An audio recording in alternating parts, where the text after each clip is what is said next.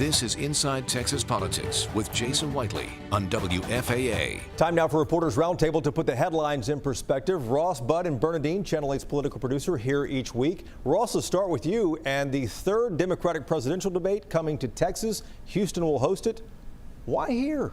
The Democrats want to see if they can contend in Texas, particularly in congressional races and in legislative races where they'll be drawing redistricting maps. And one way to generate interest is to bring the car wreck to Texas. Here they are in Houston.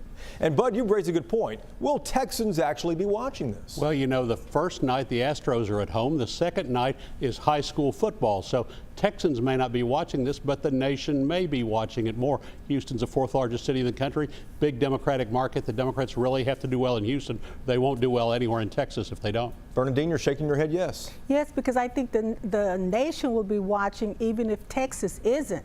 But the Democrats are clearly showing that they consider Texas to be in play, and they are going to play.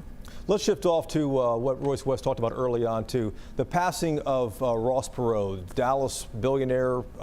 You know, his political legacy is well documented. I'm curious, though, Ross, what do you think he will be most remembered for politically? Well, I think he changed the subject and he changed the tone a lot. He came in with a populist bid on national debt and federal deficits, focusing on money for a while at a time when the economy was in play. You can say that that was the mustard seed from which the Tea Party movement grew and from which the price-sensitive part of the Republican Party really grew up. And that's a good point that he makes, Bud. Political scientists told me the same thing from SMU the other day. Well, he jump-started the whole third-party movement, and we had a poll this week, the Rasmussen poll, that showed that Americans still consider Donald Trump to be a third-party president, even though he was elected as a Republican. So, you know, Ross Perot got that started. Remember, he was a financial conservative, but he was also a social centrist. He wasn't on board with the Republican Party on a lot of social issues. He opened the way for a third party. Berna Dean, what is his legacy? Laying the groundwork for what we consider now the Tea Party, because he actually got people involved. His campaign was led by the people. Indeed, it was. Ross, you know, we talked about legacy as well too.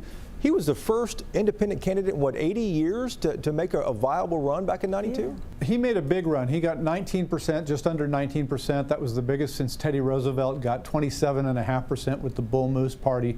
And it shook things up. Bill Clinton became president with just 43% of the vote. Wow, yeah. Incredible to see what he did all those years ago.